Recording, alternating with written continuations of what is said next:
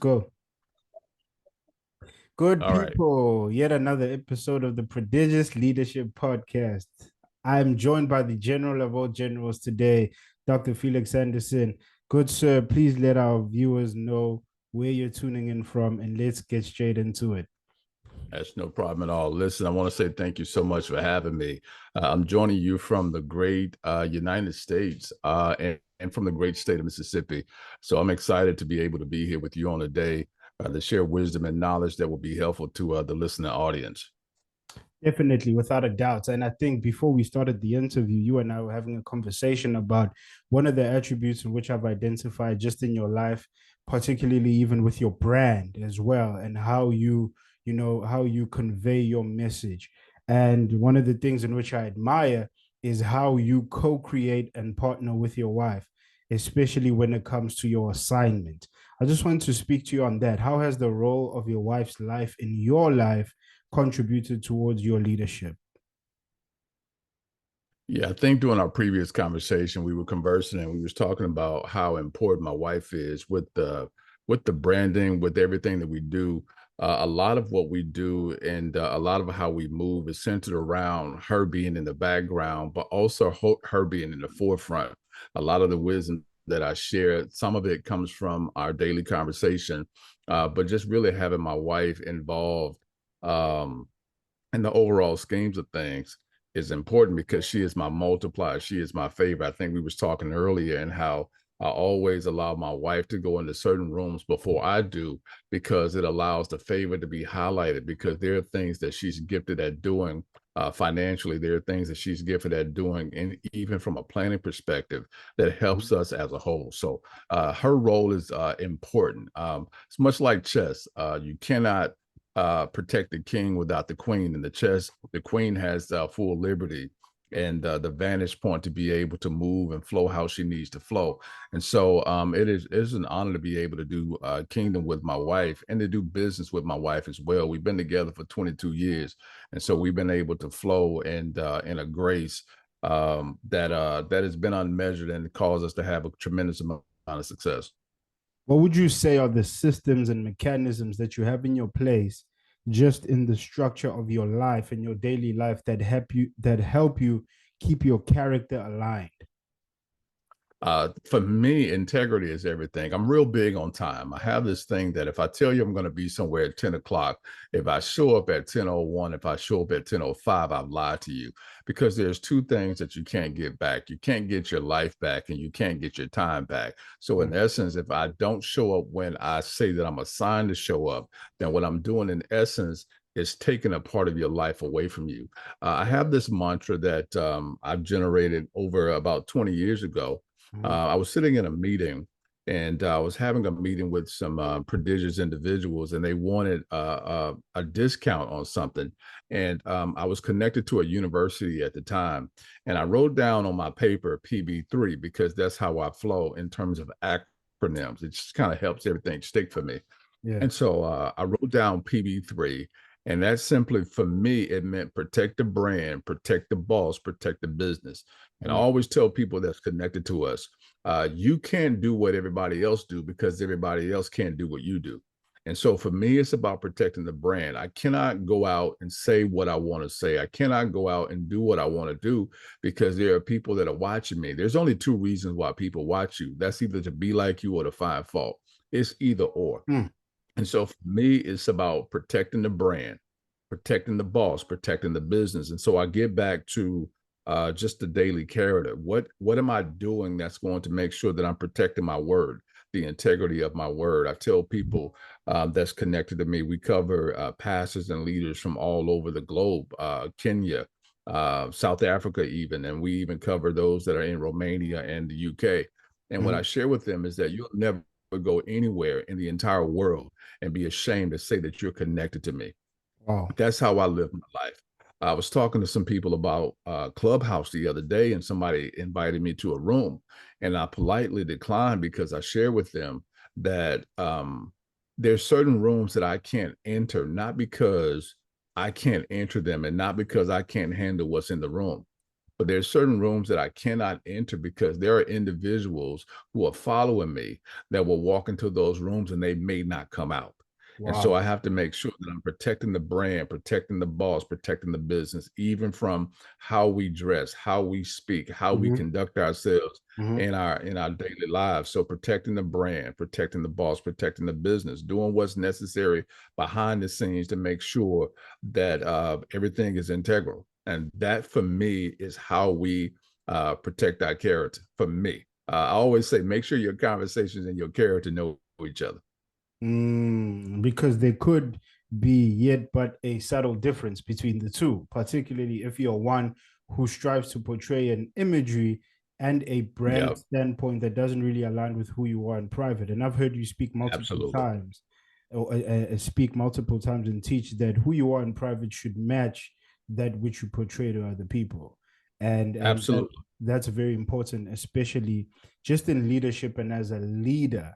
I want to speak to you a bit about relationships. Being a leader, and I feel like this is something that even I'm in a position of trying to grapple and understand.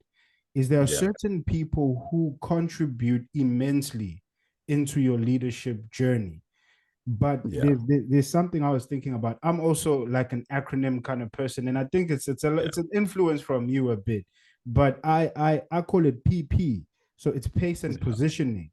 There's certain Yeah. people who just won't get the pace at which you are supposed to be leading and fulfilling your purpose at, particularly your positioning as well. I see the general writing that down. Yeah. Now this is I'll tell you how I flow. I'll tell you how I flow, but keep going. now this is A1 general. Like I mean, you've got a whole library behind you, Yeah. So we'll talk about that.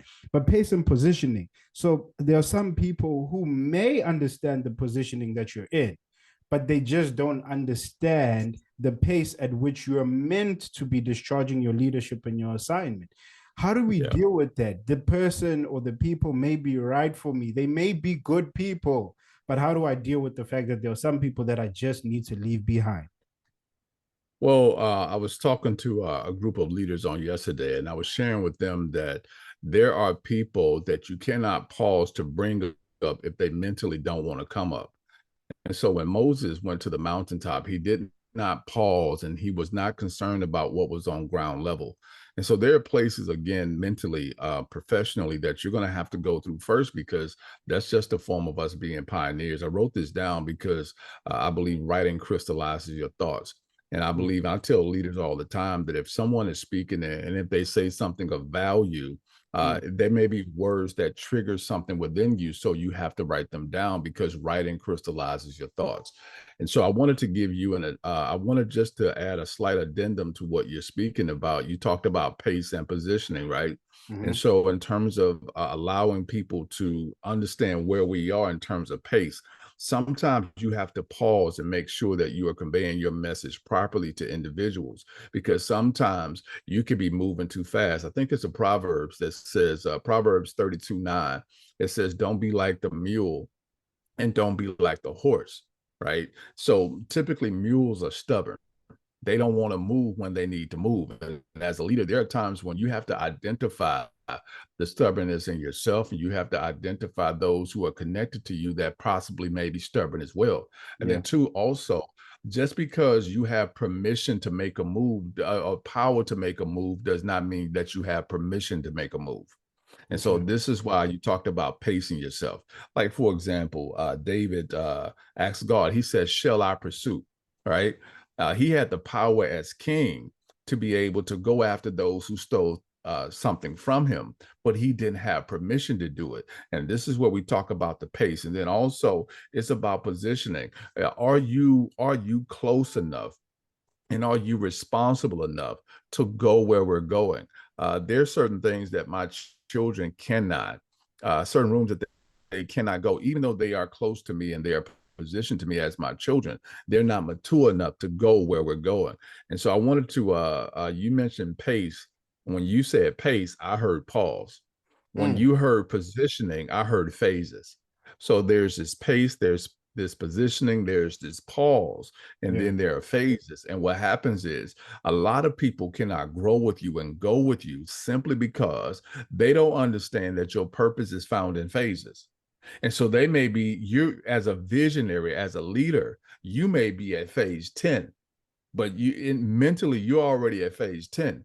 And you may have people that are along the journey with you that may be at phase 1, 2, and 3. They can't see phase 10. And so they'll fall off in the first 3 phases because they don't have the patience. They can't keep up with the pace. They don't have the spiritual positioning to understand, okay, this is where we are, but this is not where we're going to ultimately reside. So your purpose is found in phases, and you have to have people that understand that. Much like Jesus, when his followers, when those that were connected to him first connected to him, they were followers first. Then they became disciples. Then they became apostles. So there was like this whole purpose being found in phases, and he had to be patient with them. He had to pace himself, even in the teachings that he distributed to them. And so that's a key role with leadership: learning how to be patient with people, learning how to be patient with yourself, and learning how to pace yourself. And again, we don't want to be like the horse and getting ahead of God. At the same time, we have to make sure that we're flowing and we're being led. As a leader, how do I set up certain structures and counsel and discernment objectives to know that I have the right people around me, particularly in my inner court relationships? How do I know that the people that are around me are right for what I'm carrying, or are correct for that which I want to birth, or correct for just my life in general and my well-being and my functioning? Number one, that's the first question. And to add on to that question, you can merge it, sir. How do you deal with people who dishonor you? Wow, you dishonor people. Let's deal with the second question first, because I have a lot to say about the first one. You deal with the people that dishonor you by disconnecting yourself from them and not giving them permission to have access to the value and the core of who you are.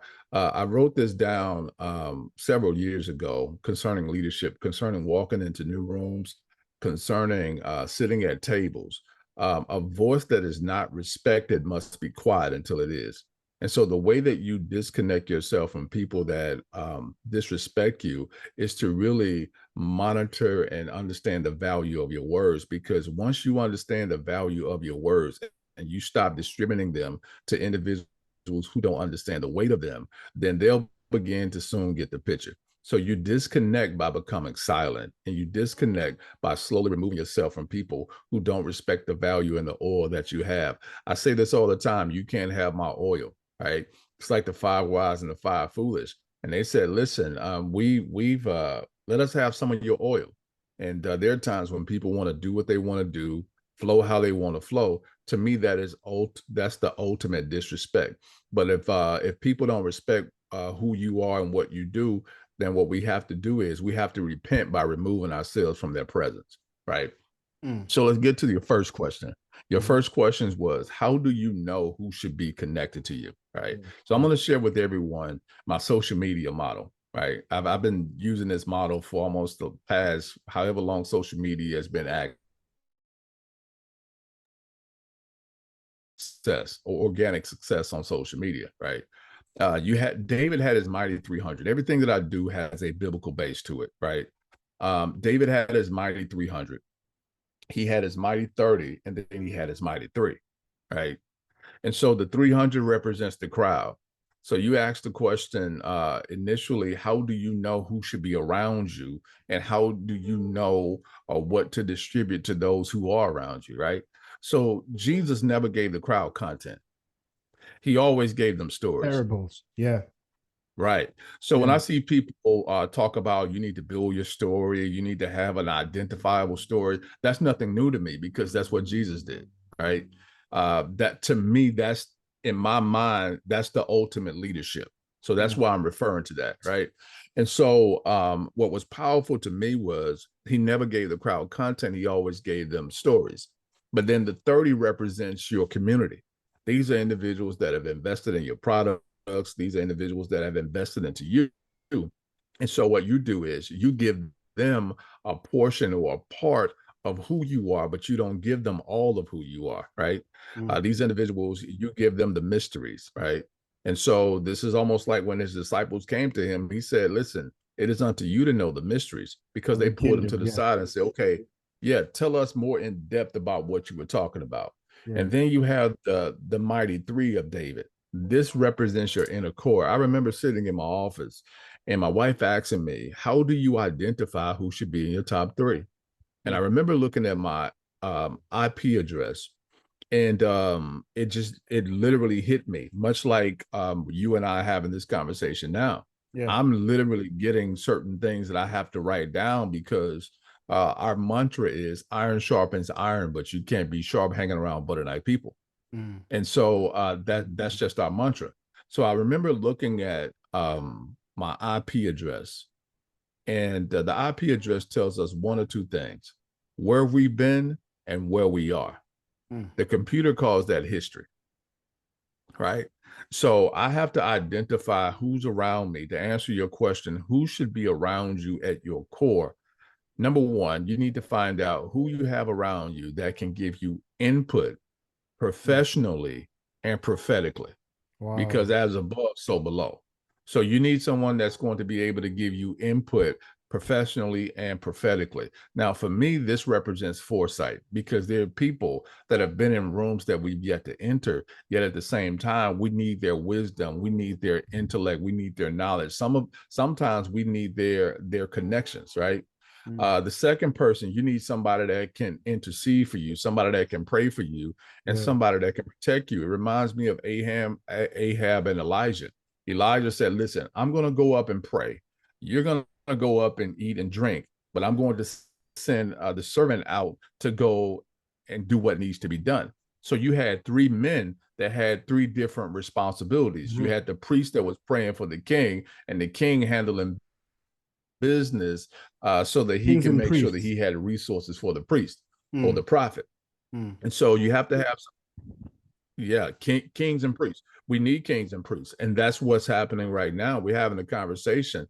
This is a conversation between kings and priests, because you have to have both the spiritual and the natural to be able to coexist. I think what happens a lot of times, you hear people talk about, I need strategies, but what happens is a lot of people fail because they have a tremendous amount of strategies, but they don't have wisdom. Wisdom is a spiritual thing, right? So I hear people talk about, oh, that's a gem. That's a gem. What you call a gem, most of the time is really wisdom. So as long as you're looking at wisdom being a gem, it can never operate and move and become as effective as it needs to be for you, as long as you're viewing it as a gem. Because biblically speaking, it says that wisdom is far greater than rubies. Rubies is a gem. So I don't want gems. I want wisdom. Wisdom, yeah. I want wisdom. Wisdom is the principal thing, yeah. Wisdom is the principal thing. And then also the last IP, you need to have somebody that you can share something with in private and not worry about it being revealed in public. That's what you have to do. And so identifying those three individuals will really help you to identify who should be in your core. I recently wrote a book called The Jonathan Effect. And everything that I see through the lens of business. I see through the lens of relationships. And you talked about relationships. Most people don't know that David had more than one Jonathan in his life, right? Most people only equate David to being connected to the Jonathan that was Saul's son, right? These particular Jonathans are only designed to introduce you and to bring you into certain spaces. They are not designed to go with you as you matriculate to being the king, the queen, or whoever you are as a leader on a different tier. They're not designed to go into those rooms with you. And so these individuals will die off before you get into that space, right? But David had an uncle named Jonathan. In 1 Chronicles 27:32, I believe. He had an uncle named Jonathan, right? It says that he was a wise man, he was a counselor, and he was a scribe. Now, as a leader, these are individuals that you need around you. You need someone that is wise counsel. You need someone that is has wisdom. Because we're in a space and time right now where I don't need opinions. I need wise counsel. Everybody's full of opinions. I don't need opinions. I need wise counsel. And then two, we need, as a leader, you need somebody that's around you that's capable enough to be able to hear what you're saying and scribe it in an articulate manner so that it can be conveyed to the masses. So you, as a leader, sometimes you don't have time to speak and write. So we need people around us to record what we're saying in the boardroom. They call them secretaries and all this stuff. And so we represent the minutes, right? And then you have to have another Jonathan that's connected to you. This person is going to be the individual that handles your resources. David's accountant was named Jonathan. Most people don't know that. His accountant was named Jonathan, and he handled all of his resources in 4 different areas. And so we have to have the right people around us. Surround yourself with people who know what you know, who know what you don't know, so that you can know what you don't know. You pay them well so that you can know what you don't know. Oh, love it, sir. And the part where you spoke about you need to be able to speak with them about something in private. I know we're about to close. I just want us to lean in on that one in your personal life and merge that with how you can advise leaders who are listening to this about personal and private, settings. We all have personal and private things that we go through. How do we deal with that? How do we navigate through that? Because oftentimes you feel like people are there for you, and sometimes you feel like they're not. Sometimes people, and I think that's why it's important we had that relationship conversation, because that's going to give people stability, understanding, and clarity on how they should navigate through their relationships as leaders. But just that issue of how do I deal with these things that are affecting me personally, but there's something that's on my life. There's a leadership assignment that I know is on my life, but I just have some things that I'm going through that I'm trying to get better from, that I'm trying to overcome. How do I deal with that? And how have you dealt with some of the giants that have been confronted at your doorstep? We'll close with that. All right. For me, what I've learned is that kings don't have casual conversations. And so we cannot afford, it's very dangerous for you to have a casual conversation about your purpose to people who are not in covenant with your purpose. And so oftentimes we end up bleeding on social media. We end up bleeding to people who really are what I call Simon the sorcerers. These individuals, they have the assets to make sure that they gain access to you, right? So a lot of individuals will want to become close to you because of what you can offer them as opposed to what they can offer you. And this is what I love about Jesus and his disciples. He specifically had individuals that added value to who he was and added value to his purpose. And so there were certain things that he didn't even converse with them about. He went and had a conversation with the Father. So I always share with leaders, whenever we are having conversations, we vent up, we don't vent down. And so I don't have conversations with people that I'm leading about something that I'm privately dealing with. I go to the Father, and God would then in turn send people who have wisdom to be able to give me guidance and navigate through that. But you cannot have conversations with people that's not in covenant with your vision. There's certain things that if people genuinely have your heart, you won't have to say it. They'll be able to see it. They'll be able to see it. You won't have to say anything if they genuinely have your heart as a leader, because they will be married to the vision just as much as you are married to the vision. So I hope that helped. I'm locked in. I'm here like I'm locked in. I know we're supposed to leave. One more question. Let me ask one more question. Yeah, you're good. One more question. Are you good? How do you deal? Because I'm listening to what you and how you just posed the answer to that question now. Yeah, and I think that's just something for people to think about, especially me. We vent up. We don't vent We down. vent up. No. Yeah. Can you please lean in on that part? Well, sometimes we have conversations with people who don't have the power and don't have the leverage to be able to help us correct what we're dealing with. If you don't financially have the power to help me to eradicate my problem, then I'm not going to have a conversation with you. Like, for example, Jesus knew that he had a problem with distributing the message out. So he had to have people around him With that had the resources. knowledge.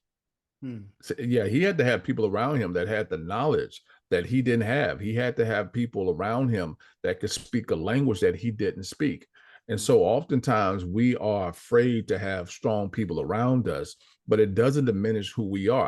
I'm a king, and it doesn't diminish who I am to hear wisdom come out of your mouth, to be able to write that down. That doesn't diminish who I am as a king. What it does is it solidifies the voice that God has given you so that you can then share information to the old, and the old can then share information to the young, so that we can be a strong tandem, right? But that's what it's all about, because there's certain places and certain people that will listen to your voice that won't listen to mine. And I have to be okay with that. And the other I way have to be around okay. also. Yes. Yeah, it's the other way around, because we have to make sure that we are helpers one to another. Again, I said iron sharpens iron, but you can't be sharp hanging around butter knife people. But you need people around you that have the right relationships, that can whisper in your ear and say, "Don't do this. Don't go that way." Right? Like, for example, Pontius Pilate's wife. One of the greatest things that I ever did started listening to my wife. If I had been listening to my wife years ago, I would have so much more resources in my hands than I do right now. Because a strong woman would never tell you something that's going to be detrimental to her. Sir, never. We've got to have you back on the podcast again. Thank you so much, my good sir, for joining us. I really appreciate you. Got a lot of love for you, and just how us in two different generations can share wisdom together. Absolutely. And co-create in something so phenomenal. Would love for us to also do something again. Thank you for joining us. Glad to be here. Thank you so much for having me.